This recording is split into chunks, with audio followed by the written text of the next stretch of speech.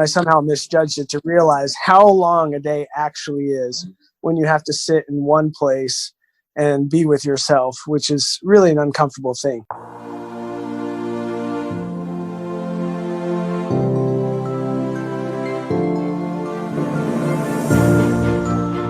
Welcome to Lessons from Life, the podcast that gleans profound life lessons from everyday life stories.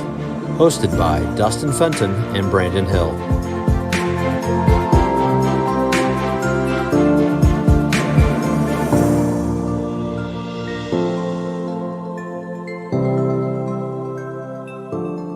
This week, you're going to hear from our good friends, Matt Wright and Burt Gracik. We had a wonderful conversation together, and it went pretty long, and so we're going to split it into 2 episodes. Part 1 will be this week, and come and join us next week for Part 2.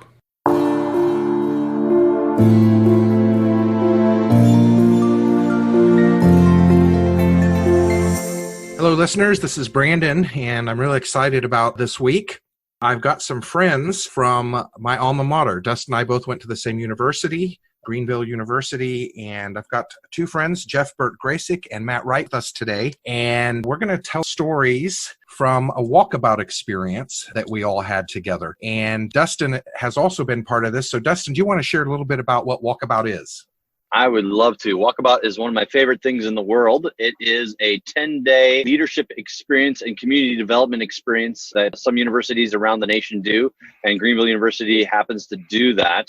They take 60 or so student leaders out into the woods, and we happen to be going to the Smoky Mountains of all places. And we spend about 4 days hiking into the woods, and then we spend very uniquely 2 days or 48 hours doing solo, which means just basically off a little nook of the Smoky Mountains all by yourself. When we actually do some fasting as well. And then we take about 4 days and hike out together at the end of that. So about a 10-day journey focused on leadership development and community development. And that's usually a fairly life-transforming experience for those that participate. And at Greenville University, they've been doing this for about 20 years. But this set of stories is actually, I believe, from the first walkabout that Greenville did together. And so I was a resident director, and I was leading one of these groups, and Jeff and Matt happened to be in my group. So Jeff and Matt, why don't you take a few seconds, just introduce yourselves, and then we'll start getting into some of the stories. Go ahead, Jeff. Oh, I was going to let you go first. Well, I'll do Things you learn on Walkabout. Certain leadership, right? Yes. Well, I'll go first then. My name's Matt Wright. I'm from Chicago, Illinois. So I live up here with my wife and 2 children. I've got 2 boys, 16 and 15 years old now. I'm a professional tennis coach, and I also do calligraphy and art as a kind of profession as well. Great. Thanks, Matt. And I am Burt Gracik. I attended Greenville University, or back then Greenville College, with Matt. We were classmates, and currently live in San Diego, California with my wife and 2 kids out here. I have the strangest job that no one knew existed. I am a professional pipe maker, not plumbing and not blowing glass. I make old school tobacco smoking pipes that your grandpa used to smoke, but just a lot more expensive. And we'll put some links to your work on our website when this episode goes up.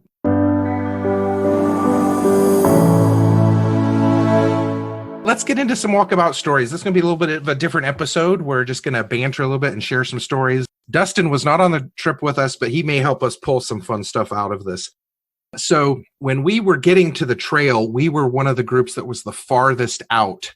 And so we didn't actually get to our trailhead and get on the trail until about noon. We'd already eaten lunch when we started. And the first leg of our trip was probably the hardest. I think we had a 6-mile day, but it was pretty much going from the bottom of the mountain all the way up to the top of the mountain. So it was a really grueling and hard day. And we had some people who were struggling. I remember that Jeff and Matt were not struggling at this point, but I was way behind them trying to help some people get up the hill. It was a hard day, but that first night was really good. A couple days in, I think this was the day right before we got to our solo spot, was a really, really hot day. And we managed to come upon kind of a horse camp where there were cars. Like we hadn't seen cars for days or other people. All of a sudden, we're in this place that actually had a porta potty, which was really nice. And we're walking along. It's super hot. And this nice old couple drives next to us. I think they're in a Mercedes Benz or something, some expensive car. And this guy's just talking to us. while we're trying to hike, and he says something like, man, it must be really hard to be out there in the heat when I'm in here in my air-conditioned car. And all of a sudden, Matt says out loud, shut up, old man. And the rest of us people looked at him and were like, what did you just do? And then the guy like rolls up the window and drives away. And we were like, Matt. And he's like, what? And I'm like, you just said, shut up, old man. You're like, I said that out loud. You're just so tired that you didn't realize that what you thought you were thinking in your head came out of your mouth. That's one of the fun stories. Walkabout has a way of, breaking down the filters. Yeah. Oh, yeah. Well, you're so tired, you don't care anymore about things. Yeah, and then I think it was probably just an hour after that experience, we had found some old houses and we were sitting by them, and there were all of these butterflies everywhere. So I think we'd stopped there and were eating lunch or a snack, and there were all of these butterflies. And what was really funny is that one of the butterflies landed on Jeff's nose. And everyone thought it was really great. I took a couple pictures of it, and then it flew away, and we kind of went down the trail. Well, we probably walked 100 yards down the trail, and we saw hundreds of butterflies that were all landed on a bunch of horse crap. And we got the biggest kick out of it because we thought, well, that butterfly probably was on the horse crap, and then it was on Jeff's nose. So, well, was it coming or going? Well, I guess the question is, which one was worse? Right. Well, I think what makes that worse, at least in my mind, is that I actually put that butterfly on my nose. I was being goofy, and I was like, oh, look at me. And then we saw it. I was like, oh, I didn't realize that. That's hilarious. Mm-hmm. That's hilarious.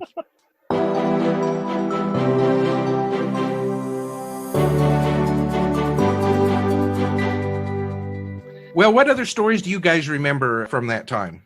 I remember the houses that we passed pretty vividly.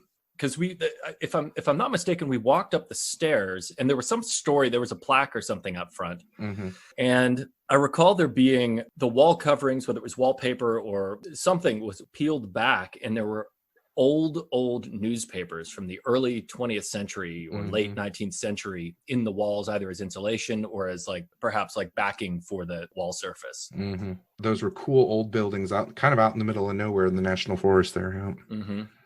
Well, I find it interesting to consider something that occurred 21 years ago.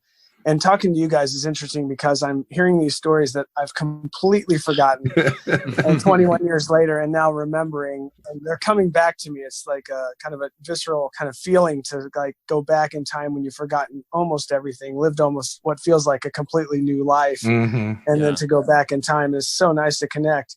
One of the things I remember the most was really more leading to the solo time was that I was so anticipating this idea that I'd get to spend time by myself. I'd never really done that before. I'm a people person. I love being around people. I thought, this would be a fantastic experience to be by myself and have to reflect. And so finally we got to this position where the leaders placed us.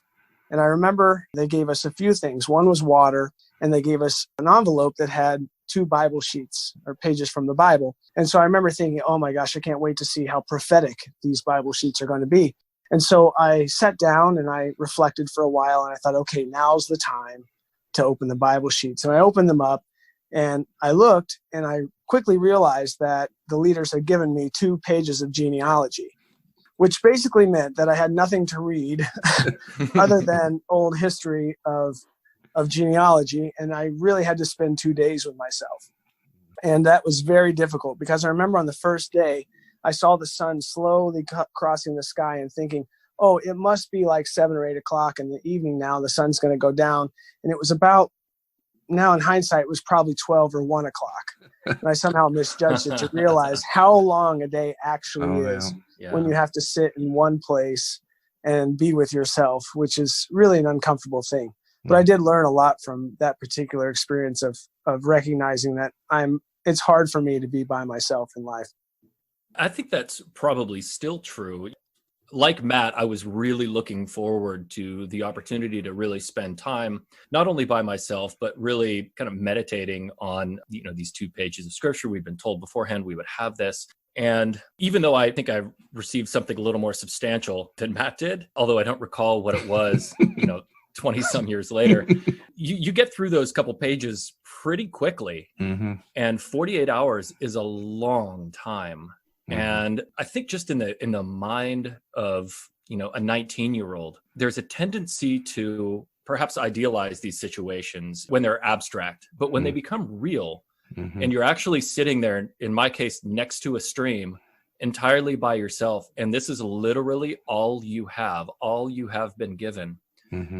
The reality of the situation comes crashing down like a not setting sun, like Matt was saying. And it was an extremely, that first day especially was so long. And dealing not only with thoughts of yourself, but like, what am I supposed to be doing? What is the right thing to do? I know what they've told us we're supposed to do, but I don't really know how to do that. And I don't know that I discovered how to do that through that, but and maybe what I discovered is that there isn't a how. There's how you do it. So it was a profound experience, and left a lingering memory in my mind, at least.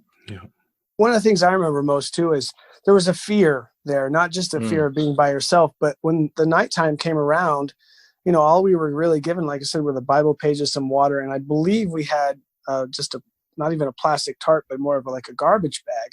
And so we knew we had to sleep on the ground or on the underneath something. And I don't remember if it was that year because I went twice, if it rained or not. But yeah, no, it rained, it stormed, and lightning hit a tree, and the tree fell over in the middle of the night.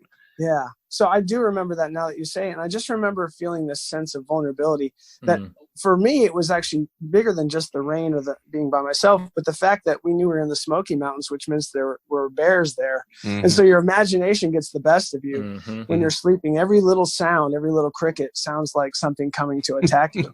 So almost like, these shows where Naked and Afraid, I wasn't naked. I luckily they allowed me to have clothes, but I certainly felt that way. Yeah. And if I'm not mistaken, there actually was a bear that was kind of wandering around our camp area during those 48 hours, at least at some period. I remember hearing footsteps and, hoping to see clothes like a person. The fear that was a battle itself, especially at night, and the discomfort of the rain and just being out in the elements and knowing it's only 2 days and not really fearing for my life so much. There was like a blanket of fear over all of it. Yeah. I told many people in hindsight that I feel it's important. Like when I came back, I remember thinking how much I was looking forward to wanting this solo time. But then when I finished it, I honestly hated it. I think I hated every moment of it, honestly. I mean, I had self-reflection, but at the same time, like there was such a tension there about just being in one place, not having any food. But when I came back, I remember going home, and that was the first thing I told people about, honestly. We had great times, but that was the most memorable thing. And I remember telling so many people, you should find time to try to be by yourself, force yourself to sit and listen to what you think. And it's really different. Matt, can I ask you a question? Yeah, of course. So you said you did it twice. How did you feel in anticipation of that solo time, knowing what you knew, having experienced it, going in the second time? It's a great question. I think I had enough time pass that I had gotten over the not wanting to do it again and really not enjoying it. Okay. So I would say if I had to have gone again another month later, I wouldn't have wanted to. But the fact that I had a year to reflect on what the experience was and to share it with people made me excited. Next year, they actually put me in the middle of a stream on a rock. And so the group I was with was a different group, but the floods came in and they actually had to come and pull me out of my solo place the second year and put me on different ground than I started because they were worried that I was going to get flooded out. Yeah. So, that was different. But no, I really feel like I was happy to do it the second year. And I think I looked at the experience in a much different light.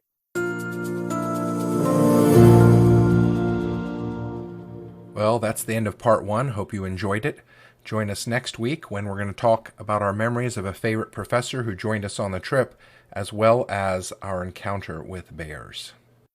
And so these bears did nothing. They didn't run away. They looked at us. Thanks for listening to Lessons from Life. We hope that you have learned a lesson today that will help you to be more fulfilled in life's journey. If you were inspired by today's episode, please subscribe and review. You can find Lessons from Life at lessonsfromlifeforyou.com. That is with the number 4 and the letter U. You can also find links to all of our social media on our website. We would love to hear the valuable lessons that you have learned from your life experiences.